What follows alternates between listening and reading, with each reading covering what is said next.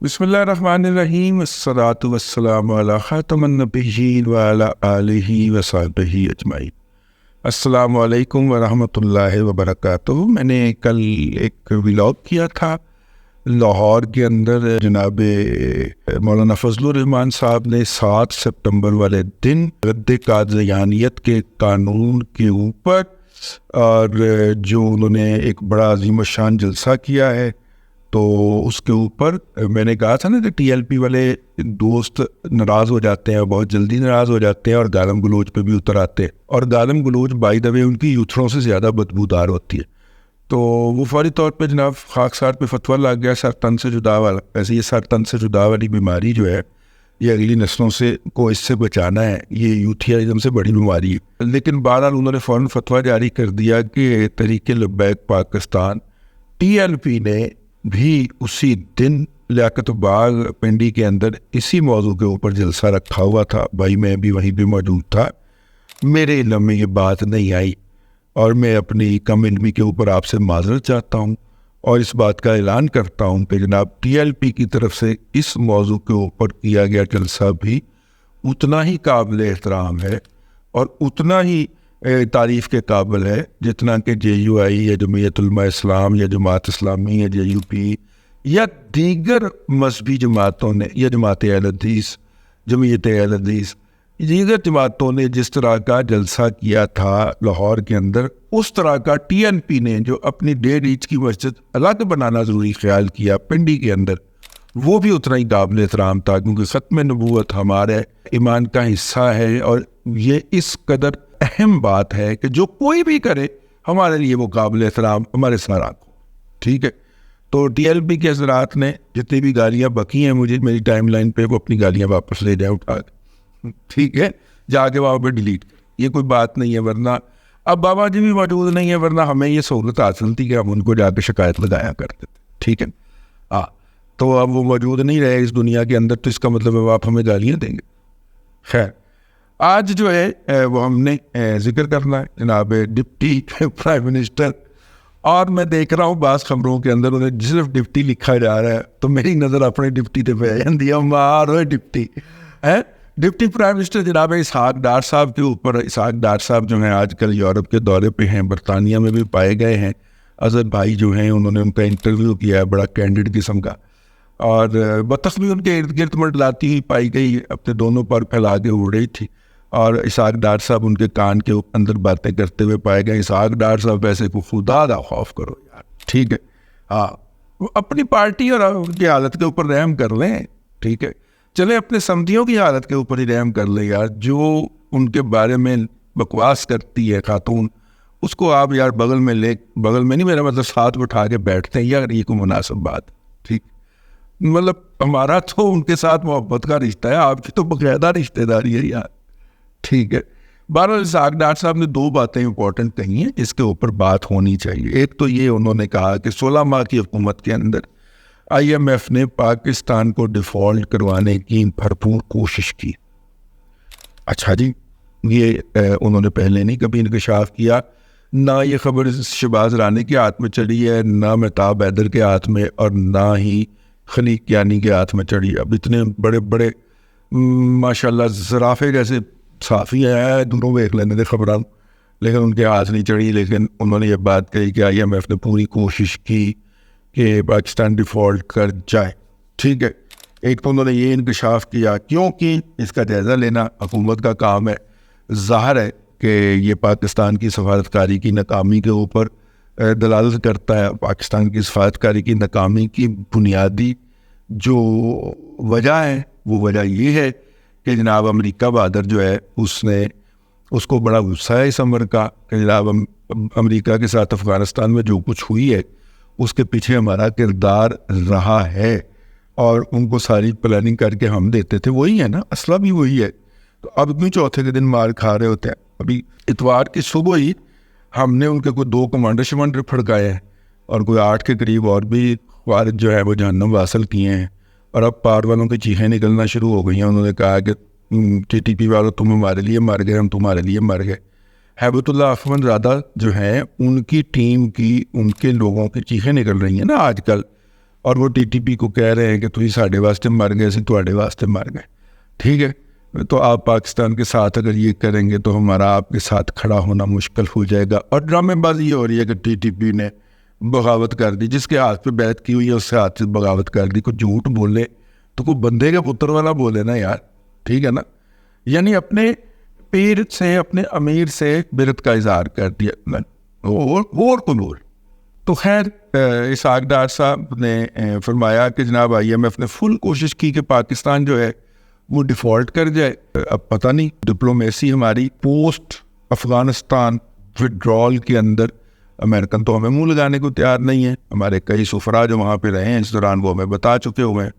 اور یہ جو سائفر انہوں نے بھیج کے پاکستان میں آگ لگائی ہے ڈونلڈ لو کے ذریعے, بلکہ ڈونلڈ لو نے جو کچھ کہا ہمارے ساتھ اس طرح کی زبان استعمال ہوتی ہے. اگر آپ کو یاد ہو عمران احمد خان نیازی کے 3 سال 7 ماہ 21 دن کے دوران محیط یوسف صاحب ایک کریکٹر ہوتے تھے, وہ گئے تھے سیکورٹی ایڈوائزر تھے ہمارے, وہ امریکہ گئے تھے.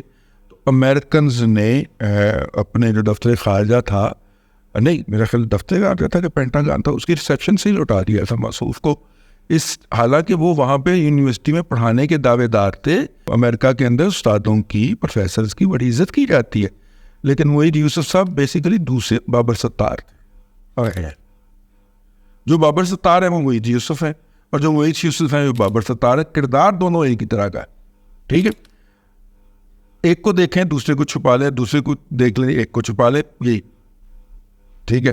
تو مطلب ان کو ریسیپشن سے لوٹا دیا جانا پاکستان کی بےزتی تھی نا. اندر جا کے بٹھایا بھی نہیں پراپرلی, پروٹوکول دے کے کسی میٹنگ روم میں بٹھا کے کوئی تصویریں کھنچوا لیتے, ساتھ میں کوئی چائے کا کپ پلا دیتے. نہ کوئی تکلم نہیں کیتا, باہر ہی دروازے تو ہی چلو واپس, ایسے نہیں کر سکتے, چلو ٹائم نہیں ہے, یہ کہہ کے لوٹا دیا تھا.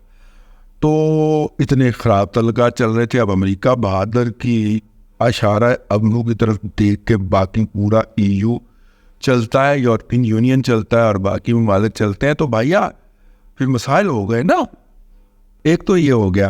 دوسری بات انہوں نے کہی, اب گڑے مردے اکھاڑے کہ جناب باجوہ صاحب پیسے مانگتے تھے. میں یہ بات بہت عرصہ پہلے جب جناب اسحاق ڈار صاحب زیر عتاب تھے تو میں نے اس وقت یہ بات کہی, ایک سے زائد مرتبہ کہی, ٹی وی کے پروگراموں میں کہی, اپنے ریڈیو پروگراموں میں بھی کہی کہ جناب اسحاق ڈار صاحب سے پیسے کا مطالبہ تھا. اسحاق ڈار صاحب نے کہا کہ ہم پروجیکٹ آپ جو بھی کرنا چاہتے ہیں اس پروجیکٹ کو ہم رکنے نہیں دیں گے, لیکن جیسے جیسے اس کے سٹیپ بائی سٹیپ آتے جائیں گے ہم پیسے جاری کرتے جائیں گے. اس بات کو برا منا لیا گیا. بیسیکلی اس وقت تو وہ بہانہ ڈھونڈ رہے تھے نواز شریف کو وکٹمائز کرنے کا. مطلب اسحاق ڈار صاحب بولے آدمی, وہ ابھی بھی یہی سمجھ رہے ہیں کہ اس بنیاد کو مائنڈ کیا. نہیں بھائی جان, آپ یہ پیسے جاری بھی کر دیتے, انہوں نے کوئی اور بہانہ ڈھونڈ لینا تھا. جب انہوں نے نواز شریف کو نائل کرنا تھا, گردن پکڑنی تھی, تو اس کے لیے وہ نیم ایکسکیوز ڈھونڈ رہے تھے. اب دنیا بھر کے اندر کوئی پروجیکٹ آپ نے ایگزیکیوٹ کرنا, مطلب ڈیفینس منسٹری کہتی ہے کہ لاہور کے اندر ہمیں نیا گیریجن بنا, اوکے اچھا نئے گیریجن کے لیے زمین ایکوائر ہوگی نا, تو وزارت خزانہ یہی کہے گی جی آپ زمین ایکوائر کرنی ہے, آپ زمین کے لیے بتائیں آپ کو پیسے کتنے چاہیے, اور زمین آپ نے کتنے مراحل کے اندر ایکوائر کرنی ہے, آپ کو اتنے مطلب آپ نے اگر 1 سال میں کرنی ہے تو یہ تو نہیں ہوگا نا کہ اگر آپ نے 20 ارب کی زمین ایکوائر کرنی ہے تو 20 ارب روپیہ آپ کے اکاؤنٹ میں ڈال دیا جائے گا.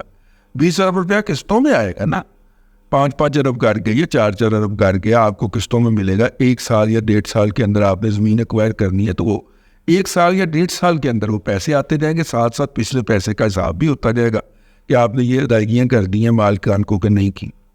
یہ سسٹم تھا. تو حیدرآباد سے لے کے سکھر تک کا جو موٹر وے ہے اس کے پیسے چوری کرتے ہوئے پکڑے گئے تھے نا وہاں پہ جو ایماندار بیوروکریٹس ہیں, وہ اسی بنیاد پہ پکڑے گئے تھے نا کہ پچھلی جو ادائیگی کی تھی انہوں نے کہا پہلے بھائی اس کا حساب وہ ایڈجسٹمنٹ کروائے, بتائے کس کس کو دی. جب انہوں نے بتایا فلانے کو اتنے دیے, فلانے کو چیک دینے تھے بھائی. یعنی ٹریجری کا چیک جو ہے, گورنمنٹ کے خزانے کا چیک جو ہے, وہ آپ نے کیش لکھ دیا اس کے اوپر. بھائی یار تمہیں کس نے پڑھایا تھا؟ یونیورسٹی آف جامشوروں میں کسی نے تمہیں یہ نہیں بتایا کہ ٹریجری کا چیک جو ہوتا ہے وہ ہمیشہ کراس ہوتا ہے اور کمپنی کے چیک میں جاتا ہے, اس فرد کے چیک میں جاتا ہے جس کو ادائیگی ہوتی ہے, اس کے اکاؤنٹ میں جاتا ہے, سوری ٹھیک ہے. لیکن بہرحال انہوں نے اربوں روپے کی ادائیگیاں کر دی, خربوں کی ادائیگیاں کر دی. خیر وہ فراڈ پکڑا بھی گیا ان میں سے بیشتر پیسے برآمد بھی کر لیے گئے، ٹھیک ہے، لیکن اس کے لیے ذرا وفاق کو زحمت کرنا پڑی، سندھ حکومت کو یہ زحمت کرنے کی توفیق نہیں ہوئی، ٹھیک ہے، ایف آئی اے وغیرہ کو ڈالنا پڑا، پھر سندھ پولیس بھی بعد میں مل گئی وہاں پہ آ کے، لیکن بہرحال تو انہوں نے یہ غلطی کی اور غلطی کو گستاخی پہ معمول کیا گیا، اور اسحاق ڈار صاحب کو جو تھے انہوں نے فوری طور پہ میاں صاحب کو کہا کہ میاں صاحب تہاڈی حکومت ہے، تسی بنی دیو اپنی، میرے تو جاڑ دیو، نہیں ایسا نہیں ہوا۔ اسحاق ڈار صاحب جو تھے ان کو ایملیٹ کیا جانا تھا، ان کے کچھ صحت کے مسائل تھے، انہوں نے میاں صاحب سے میرا خیال ہے اجازت لی کہ یہ مسائل ہیں، تو میاں صاحب نے کہا تسی وقت تو پہلے ہی 1 منٹ تو پہلے نکل جاؤ، تو وہ پھر پاکستان سے باہر چلے گئے، اور تب تک رہے جب تک کہ باجوہ صاحب ریٹائر نہیں ہو گئے۔ تو جب باجوہ صاحب ریٹائر ہو گئے تو پھر وہ واپس آئے۔ مجھے یاد آ گیا ایک دفعہ ایک نامور صحافی ہیں، وہ پرل کانٹیننٹل جو ہے اس کے اندر کام کرتے تھے۔ پرل کانٹیننٹل جو ہے ہاشوانی صاحب کی ملکیت ہے، تو ہاشوانی صاحب کو ان کے ایک ملازم نے جا کر کہا کہ بابی انکل جو ہیں یعنی راحیل شریف صاحب جو ہیں انہوں نے تقریباً کوئی آپ سے 20 کروڑ روپے یا 40 کروڑ روپے مانگے ہیں کسی پروجیکٹ کے لیے۔ ہاشوانی صاحب بہت خوش ہوئے کہ چلے پاک فوج نے ہمیں پکارا ہے اور ہم سے یہ چیزیں مانگی ہیں۔ تو اچھا، ویسے وہ جو ملازم تھا اس کی ڈیوٹی تھی کہ جب بھی کسی جرنیل صاحب کی سالگرہ ہو یا ان کی بیگم کی یا بچوں کی سالگرہ ہو تو وہ ان کے گھر میں پی سی کا بنا ہوا کیک پہنچا کے آئیں گے۔ تو وہ مطلب کہ بڑے عظیم صحافی ہیں، ویسے آج کل تبصرہ فرماتے وہ پائے جاتے ہیں، نام میں کوئی نہیں لینا، تو سمجھ گئے ہو۔ اب انہوں نے جب 20 کروڑ یا 40 کروڑ، مجھے نہیں پتا اماؤنٹ کا، لیکن تھے کم از کم 20 کروڑ تھے، تو انہوں نے جب بتایا تو ہاشوانی صاحب نے کہا کہ ٹھیک ہے چیک بنوا لیں۔ انہوں نے یہ چیک نہیں، وہ کیش مانگتے۔ خیر ہاشوانی صاحب نے بھاگ دوڑ کر کے وہ ارینجمنٹ کر کے اس کو پیسے دے دیے۔ اس کے بعد ایک تقریب تھی جس میں ہاشوانی صاحب انوائٹڈ تھے، اور وہاں پہ بابی انکل بھی آ گئے، راحیل شریف صاحب بھی۔ تو ہاشوانی صاحب نے کہا کہ سر آپ کے حکم کی تعمیل ہو گئی تھی۔ کون سا حکم؟ تو سر آپ نے کسی پروجیکٹ کے لیے کچھ اماؤنٹ کہی تھی، کہ کتنی اماؤنٹ کہی تھی؟ انہوں نے کہا، انہوں نے رقم بتا دی کہ جی وہ 20 کروڑ یا 40 کروڑ آپ نے کہی تھی۔ تو کہا میں نے کوئی رقم نہیں کہی، نہ میرے ادارے نے کہی۔ جس حرام خور نے آپ سے یہ پیسے لیے ہیں مجھے اس کا نام بتائیے۔ انہوں نے نام بتایا۔ وہ جو حرام خور تبصرہ نگار ہے نا، جو آج کل بیٹھ کے ثابت کرتا ہے کہ تمام سیاستدان کرپٹ ہیں، وہ خود حرام خور ہے۔ وہ وہاں سے نکلا ہے اور نکل کے پہلی فلائٹ پکڑ کے پاکستان کی سرحدوں سے باہر نکل گیا، ورنہ راحیل شریف نے اس کے ساتھ کرنی پڑی ڈاگی والی تھی۔ اور اس وقت تک وہ پاکستان سے باہر رہا جب تک راحیل شریف چیف رہا۔ جب راحیل شریف صاحب ہٹ گئے عہدے سے تو پھر وہ پاکستان میں واپس آیا، اور جا کے اس نے پنڈی کے گیٹ نمبر 4 کو کراس کرتے ہوئے پاؤں پکڑ لیے اور معافیاں شافیاں مانگی۔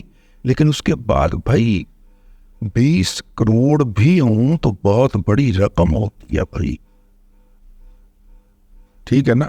آپ جیو کے پروڈیوسر کی منتھلی لگا سکتے ہیں کہ مجھے آپ نے کسی پروگرام سے آؤٹ نہیں ہونے دینا، آپ اس کی اچھی بڑی منتھلی لگا سکتے ہیں بھائی۔ اور جیو کا رپورٹر میر ابراہیم کو کہہ رہا ہو کہ سر اس کے بغیر سکرین نہیں سجتی، سر بیلنس کرتا ہے سر، سکرین نہیں سجتی سر۔ آپ دنیا کے رپورٹر کو منتھلی لگا سکتے ہیں یار، 20 کروڑ فکس بھی کروایا ہوئے تسی تو مہینے کا 20 لاکھ روپیہ آندا ہے یار، ٹھیک ہے نا۔ تو مطلب وارداتیے اس طرح کے ہوتے ہیں۔ اسحاق ڈار صاحب معصوم آدمی ہیں، اب وہ پرانی باتوں کو لے کے بیٹھے ہوئے ہیں جو ہم اپنے ولاگز کے اندر کہہ چکے، کالموں میں لکھ چکے، اور اس کے نتیجے میں جتی بھی کھا چکے۔ یہ سکون سے اپنی جلا وطنی گزار کے واپس آ گئے، پھر ڈپٹی وزارت عظمیٰ گزارنے کے لیے۔ بڑے آدمی ہے سر، ٹھیک ہے۔ تو خیر یہ تھا، یہ 2 باتوں پہ انہوں نے تبصرہ کیا ہے، میرا خیال ہے نہ کرتے تو زیادہ مناسب ہوتا۔ اب خدا کر کے آپ کے تعلقات بحال ہوئے ہیں اور آپ کو پاکستان واپس آنے کی اجازت ملی ہے، اظہر جاوید کو تو خبر چاہیے نا، آپ سر کیوں ایسے ہی خام خواہ، ٹھیک ہے نا، بائے گونز آر دا بائے گونز، ٹھیک ہے نا۔ تو اس طرح کی باتیں کیوں کرتے ہیں جس کو ہم نے پراپرلی پرسو نہیں کر سکتے؟ بس میری دست بستہ عرض ہے سر، باقی آپ مرضی کے مالک ہیں، جو مرضی کریں، لیکن جو ایک بات گزر گئی وہ بھول گئے، آپ بھی بھول جائیں۔ اب تک کے لیے اتنا ہی، اگلے ولاگ کے اندر پھر حاضری ہوگی۔ اللہ تبارک و تعالیٰ آپ کو آسانیاں عطا کرے اور آسانیاں خلق خدا میں تقسیم کرنے کی توفیق عطا۔